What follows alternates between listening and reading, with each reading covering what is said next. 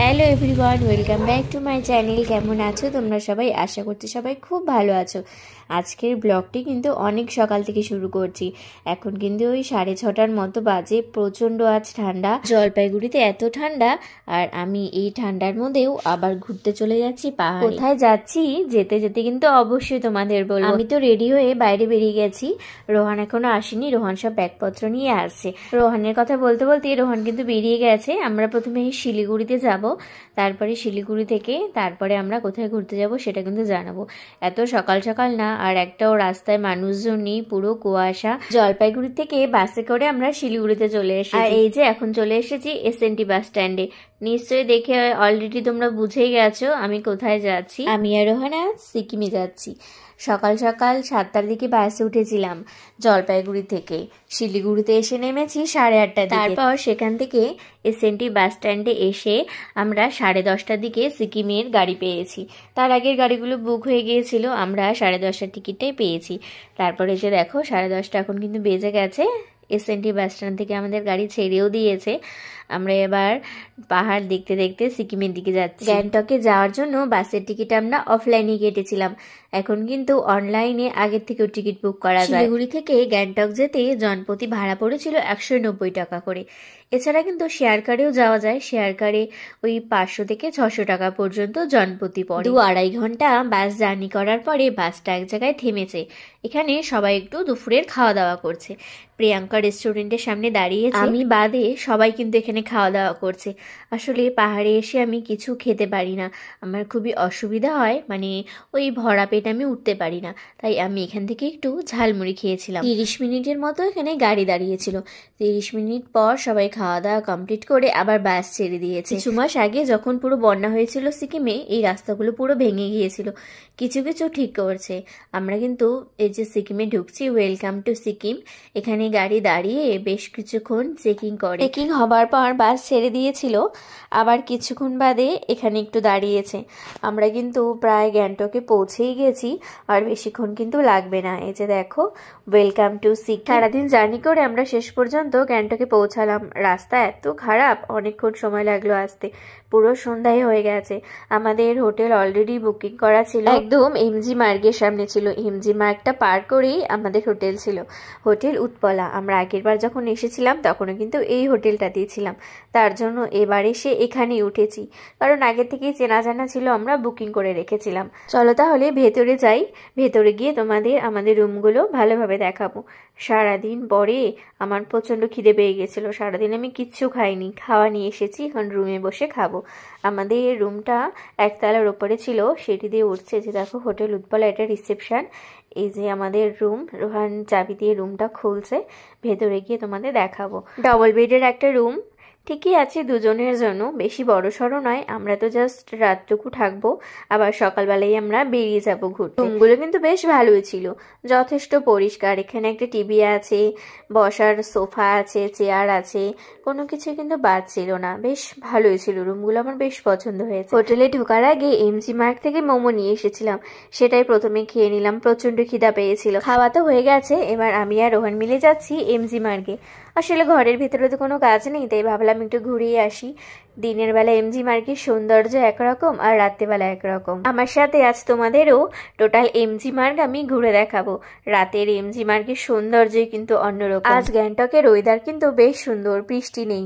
আগের বারও আমি যখন এসেছিলাম তখনও কিন্তু বৃষ্টি ছিল না, কিন্তু আমি প্রায় সবাইকে দেখি পুরো কিন্তু ছাতা নিয়ে সবাই ঘোরাঘুরি করে। আমাদের হোটেল যেহেতু এমজি মার্গ পার করে, তাই কিন্তু আমরা এখন পেছন থেকে সামনের দিকে যাচ্ছি। গ্যাংটকে কিন্তু প্রচন্ড ঠান্ডা, কতগুলো আমি সোয়েটার পরেছি তবুও মনে হচ্ছে ঠান্ডা লাগছে। এবার আমি এসে দেখছি এমজি মার্গ কিন্তু একদম অন্যরকম ভাবে সাজানো, আগের থেকেও বেশ সুন্দর। তোমরা তাহলে দেখতে থাকো।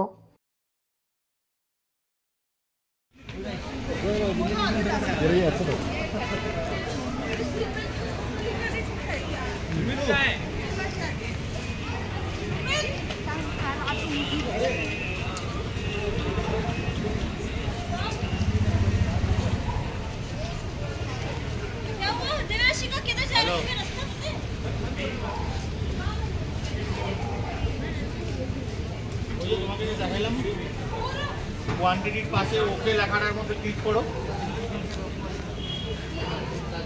লাল হয়ে গেল না, কেটে গেল না? হ্যাঁ, তো তুমি রিটার্ন দিছিলা, ওকের মধ্যে ক্লিক করো না। হ্যাঁ ব্যাস, কাটার দাগই চলে আসবে লম্বা লম্বি।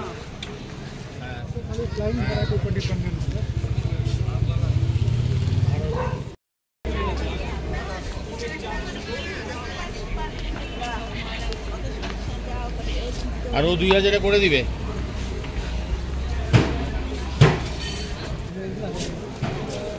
দেখো 2 নম্বর দোকানে একটু কথা হবে।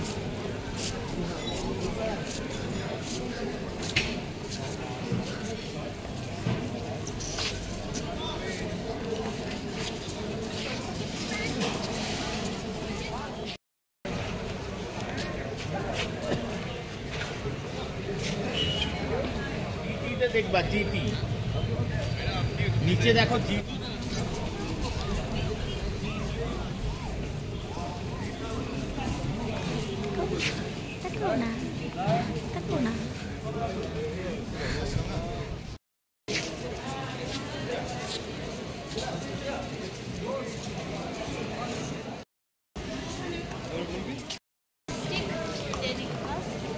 কালকে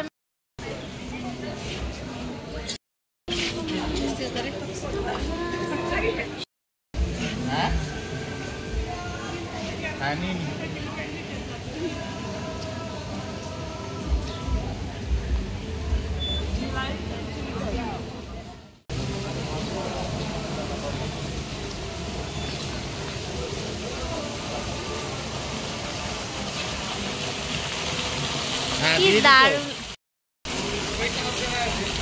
ওয়াও কি দারুণ লাগছে দেখতে।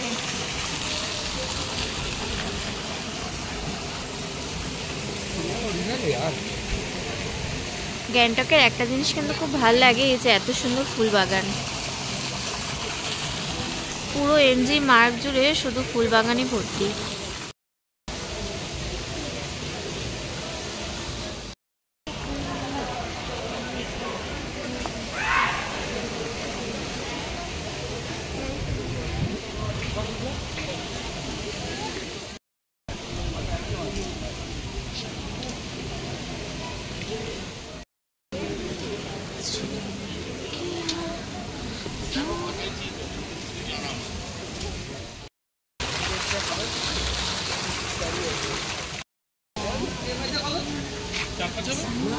বেশি হবে।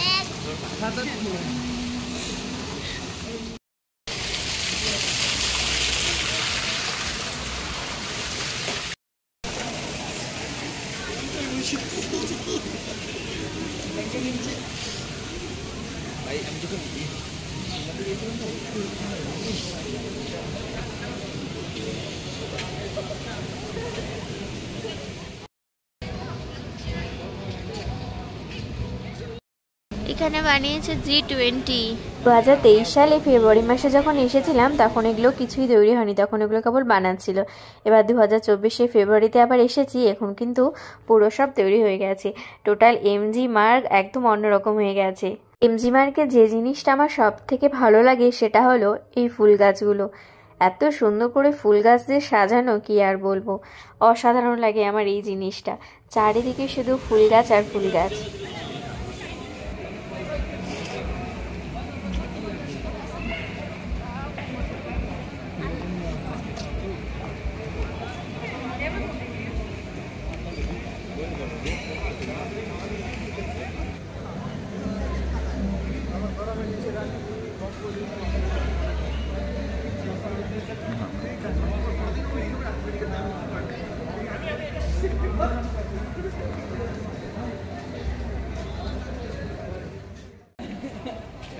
এমজি মার্গে তো ঘুরে নিয়ে এলাম, এবার একটু যাচ্ছি মার্কেটের দিকে। এমজি মার্গের কেনার দিয়েই কিন্তু এই যে রাস্তাটা যে চলে যায় এটা কিন্তু টোটাল মার্কেট। এখানে অনেক বড় মার্কেট আছে, যেহেতু রাত্রিবেলা তার জন্য আমরা বেশি দূর যাব না, কিছুটাই যাব।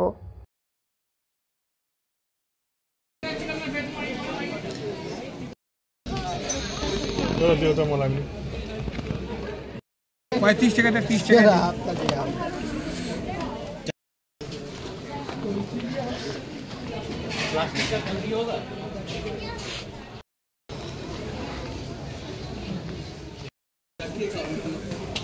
ऊपर ही चढ़े चलो देख लो।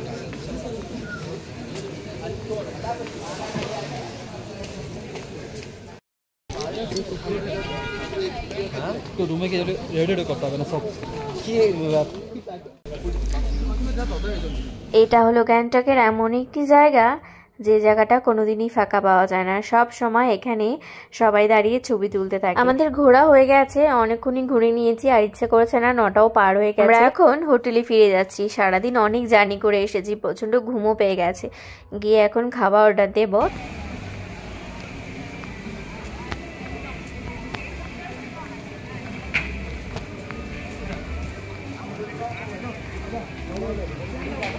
এই রোডটা আমার খুব পছন্দ হয়েছে। দুধারে গাছগুলোতে এত সুন্দর করে লাইট লাগিয়ে রেখেছে, কি আর বলবো, অসাধারণ লাগছে।